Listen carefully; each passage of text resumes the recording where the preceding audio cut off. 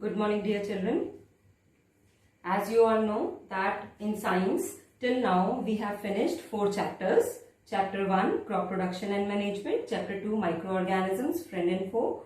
Then we have completed chapter number 4, metals and non-metals, materials, metals and non-metals.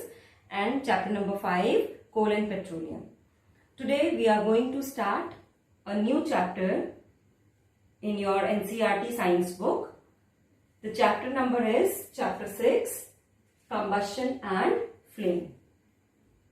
Okay, so now we are going to start with this chapter, and first of all I'll just tell you what do we mean by combustion and what is the purpose of using the fuels, and why we are studying actually this chapter, combustion and flame. So first of all we should know what is the motive of studying anything. Whatever we are studying, we should know what is the motive for that. Actually, I told you earlier also that science is the subject which is of practical application. Without studying the practical application, you cannot understand science. Whatever we are studying, we should know why in our daily life, where in our daily life this thing is used, this topic is used. The things which we are studying in science or any other subject also, where we are using these things. Otherwise everything which we are studying is of no purpose. Okay, that means whatever we are studying is used in our daily life. That is why we are studying all these things. Okay, so as the chapter is combustion and flame, let us see, as the term suggests, combustion. Children, in last chapter also I told you that combustion means burning of anything. And we know that burning is very important in our daily life. Okay, we cook food.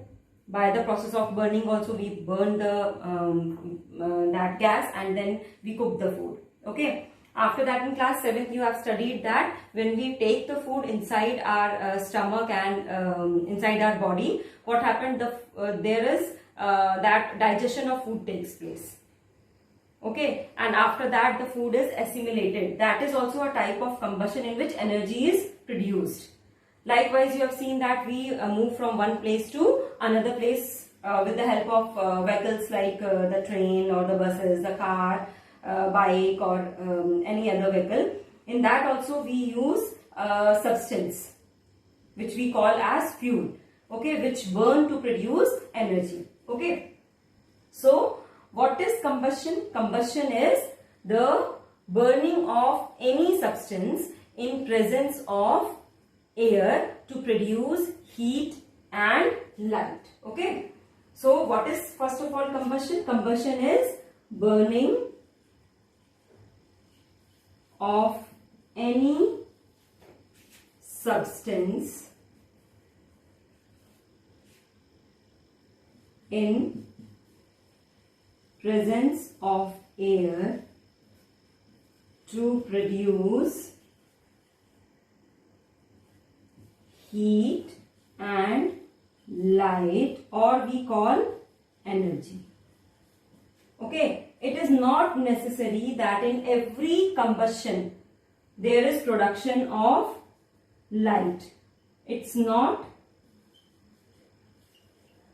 necessary. Okay, so heat, light can be produced, or any other type of energy can be produced. Already you know that there are many types of energies. Okay, so this process is called combustion. Basically, what is the purpose of combustion, or why we are using these fuels? So for in last chapter also I told you what are fuels. Fuels are those substances which are burnt to produce power or heat or light. Okay, so let us see what is fuel. Fuels are the substances which are burnt to produce energy. This energy can be in any form, heat, light, or any other type of energy can be there. Okay, so this is called fuel. Now what is the purpose of using these fuels? As you all know that everywhere we use fuel. Okay, like natural gas, like CNG, compressed natural gas, then LPG at our home, petrol, diesel, kerosene. Many places we use these things. Okay, you are very familiar with all these fuels. So what is the purpose of using the fuel at home, industries or automobiles? Okay, the main purpose is to produce energy. As I told you, this energy can be in the any form. Okay, and it's not necessary whenever heat is produced, light will also produce. It is not necessary. Okay, so when these fuels are burned, the process of burning of the fuel in presence of air or any substance is called as combustion to produce energy, and the substances which are burnt to produce the energy in any form are called as fuels. Okay, now in the olden days, different types of fuels were used. What are the types of fuels which we use in the olden days? In the olden days, we use wood, we use cow dung, cakes. Okay, at home, many of the people in the villages, they also use kerosene oil. Okay, so these type of fuels were used in the olden days. But nowadays, as the technology is developed, we are now able to produce different types of fuels. We have find out the different types of fuels which are much more useful than these. Okay, so now what in the modern days, which type of fuel we are using? We are using petrol, diesel, then CNG, compressed natural gas, then LPG, liquefied petroleum gas at home. Such kind of fuels nowadays we are using, and there is a purpose of using these fuels instead of these fuels which we were using in the olden days. That we will also discuss later on. So now, first of all, whenever we want to burn any substance, we should know that whether it is combustible substance or non-combustible substance. So let me tell you first of all what are combustible and what are non-combustible substances. Combustible substances are those substances which burn, okay, in presence of air to produce energy. Okay, such kind of substances are called as combustible substances, and non-combustible substances are those which cannot be burned to produce energy in the form of heat or light or anything, which cannot be burnt to produce the energy. Such kind of substances are called as non-combustible substances. Now, how can we find out that which substance is combustible and which substance is non-combustible? For that, we will perform one activity. Okay, to find out whether the substance is combustible or the substance is not combustible, non-combustible. That means whether the substance can be burned or cannot be burned to produce energy. We will see an activity. We will do an activity. Okay. In this activity, you don't need to collect many things. You can collect some things which are present at your home or nearby, in your neighborhood also. Okay. So let us see. So first, what we can use paper, then candle, then steel spoon. After that, iron nail. Then we will take a piece of wood. We can take kerosene also, because it is present at our home for various purposes. And or what we can take, okay, it's okay, enough. Okay, so these are substances we have taken, things we have taken which are present, and everything we can find at our home. Okay, now what we have to do, we have to take the things one by one. Okay, and you have to also take, either you can take a Bunsen burner, or you can take an oil lamp, or simply you can take a matchstick also. Okay, that means matchbox along with the matchsticks. So first of all, we will take paper. Okay, and we will bring the burning matchstick near the paper. We will see that the paper burn. Okay, and along with that, the heat and light and flame is also produced.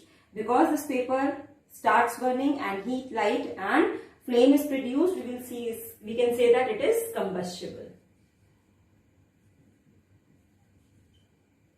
Then we will take candle. Candle, though we all know, no need to tell. If you will take candle and you will burn its tip, okay, which is made up of thread, you will see that the candle starts burning. That means it is also combustible. Then we will take steel spoon.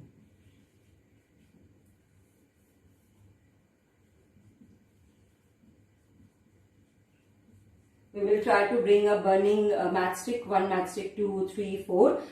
But this activity you have to do in the guidance of your parents. Okay. So you will bring and you will try to burn it, but the steel will not burn. Okay, you will not be able to burn the steel. No energy is produced, no flame is produced, no heat or light is produced during the burning of the steel. The spoon steel will not catch fire.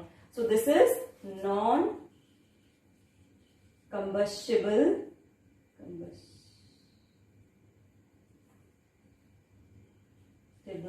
substance. Then we will take iron nail.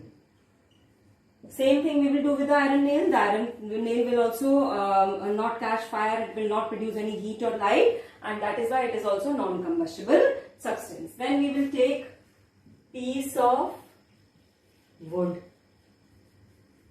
Okay, when we will bring the matchstick near it, it will take time. Burning the wood, it will take time, but after some time it catches fire and starts burning and produce the energy. So this is combustible substance. And finally we will take kerosene. Okay, and this kerosene also will catch fire, and so this is also combustible substance. So in this way now we could know that some of the substances which are found around us are combustible, which can be burned and produce the heat and light, whereas some of the substances does not catch fire, they does not burn, and such kind of substances are called as non-combustible substances. Okay, so in this way we find out that some of the substances are combustible and some are non-combustible. Now for burning, I told you that we have to bring the matchstick and such kind of things, and we have to burn it. For burning, there are some conditions. For combustion, there are some conditions. Okay, if we want to burn anything, any combustible substance, there are some conditions. So now we are going to study what are the conditions required for combustion. Okay, when a substance can catch fire, okay, for that there are some conditions. Every substance cannot catch fire. In any condition, a substance cannot catch fire. There are some specific conditions in which a substance can catch fire. So first of all, first thing is presence of combustible substance. If a substance is not combustible, non-combustible, in any condition, whatever condition you will provide, it will never catch fire, it will never produce any energy. For a substance to catch fire, okay, undergo combustion, the substance should always be the combustible substance. And to find out what substances are combustible and which substances are non-combustible, we have already performed this activity. Okay, so the first condition for combustion, required for combustion, is we should have the substance which is combustible. If you will take the non-combustible substance, it will never catch fire, whatever conditions you will provide to it. Now, the second condition is presence of air. In air also the presence of oxygen, because generally the air which is present around us is oxygen rich air. It consists of 21% of oxygen, that you all know. So presence of air should be there, only in the presence of air. That means I am telling you air because air is around us, but in air which component is required for combustion? That component is oxygen. Okay, that means there should be presence of oxygen. If oxygen is present in air, then only a substance can burn, or a substance can undergo combustion or can catch fire. For this, to find out that that oxygen is required for combustion, we will do one activity. But before that, I will tell you the another important condition required for combustion, and this condition is attainment of ignition temperature. That means for undergoing combustion, that means for a substance to be burned, it should attain its ignition temperature. Now what is ignition temperature? That I will tell you later on. First we will concentrate on our second condition, that is presence of air, especially the oxygen. The air should be rich in oxygen, or there should be presence of oxygen for combustion. Children, this activity already you have done once in class 6, but we will do it again. What you have to do, you have to take 3 candles. Okay, you will have to take 3 candles. So here I am going to draw and then I will explain you. This is the first candle. Okay, it is burning. Already we have burnt it. Then we will take another 3 candles we have to take, and all the 3 candles are burning. First candle, second candle and third candle. All 3 are burning. This is candle 1, candle 2, candle 3. Now what we have to do? We have to take 3 bell jars. Bell jars are made up of glass so that we can see what is going on inside. Okay, and so we have to keep it upside down. So we have taken, this is the floor, this is the floor, this is the floor.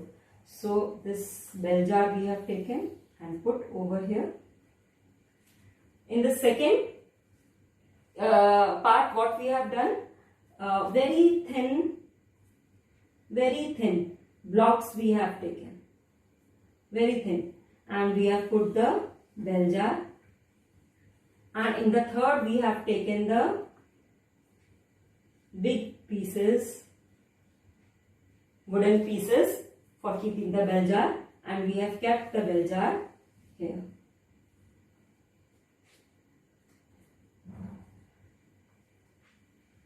Okay, now after some time, after 3 or 4 minutes, what we will observe? We will observe that here this candle 1, after some time it completely extinguishes. It completely extinguishes and the fumes arises because it completely extinguishes. Extinguishes means बुझ जाएगी, बिल्कुल बुझ जाएगी थोड़ी देर बाद ही. Then in candle 2 we will observe that it will burn. Okay, burn तो करेगी लेकिन ये थोड़ी थोड़ी सी क्या लगेगी, इसकी जो फ्लेम है वो बहुत ज्यादा बड़ी नहीं होगी और हमें ऐसा लगेगा बार बार कि ये क्या होने वाली है, बुझने वाली है. बार बार हमें ऐसा लगेगा बुझने वाली है. ठीक है, तो इसकी फ्लेम जो है वो कैसी हो जाएगी, लो हो जाएगी. और sometimes we will feel that the candle will blew out, but it will not blew. And at the third candle it will continue to burn for a long time. Why this will happen? This will happen because in the first candle what will happen, we have cut off the supply of air from outside. Okay, the supply of air is cut off. Whatever oxygen is present inside the bell jar is used by the candle. तब तक तो candle जलती रहेगी. And when all oxygen is used up inside the bell jar, then the candle will extinguish. In the second case, small amount of air is passing. Because हम लोगों ने क्या किए थे, बहुत ही पतले blocks लिए थे, रख दिए थे, तो बहुत ज्यादा air नहीं जा रही थी, बहुत ही कम air जा रही थी, sufficient amount of air नहीं पहुंच रही थी. That is why जो ऑक्सीजन थी वो यूज होती जा रही थी और बहुत ही कम ऑक्सीजन रिच एयर अंदर जा रही थी. दैट इज वाई वो कैंडल बार बार हमें ऐसा लग रहा था इट विल ब्लू, पर वो क्योंकि ऑक्सीजन की सप्लाई थी इसलिए वो जल रही थी. At last we will see that ये candle continuously it is burning. The reason is क्योंकि हम लोगों ने बहुत ही ऊंचे ब्लॉक्स रखे थे, तो sufficient amount of oxygen is going inside the bell jar and that is why for combustion oxygen जो थी, एयर जो थी वो कंटिन्यूसली कैंडल को मिल रही थी बर्न होने के लिए, बिकॉज कंबस्टिबल सब्सटेंस है हमारे पास, that is candle, as we already have done that candle is a combustible substance. And second thing हम लोगों ने क्या किया, ऑक्सीजन भी प्रोवाइड करा दिया. इग्निशन टेम्परेचर के बारे में I will tell you later on. So in this way we can find out, by this activity we find out that presence of air, especially the oxygen rich air. Okay क्योंकि यहां पर जब burning हुआ तो we know that जब भी कोई चीज बर्न होती है, what is produced, carbon dioxide is produced. Okay, and carbon dioxide is not supporter of combustion. This also we will study later on in the same chapter.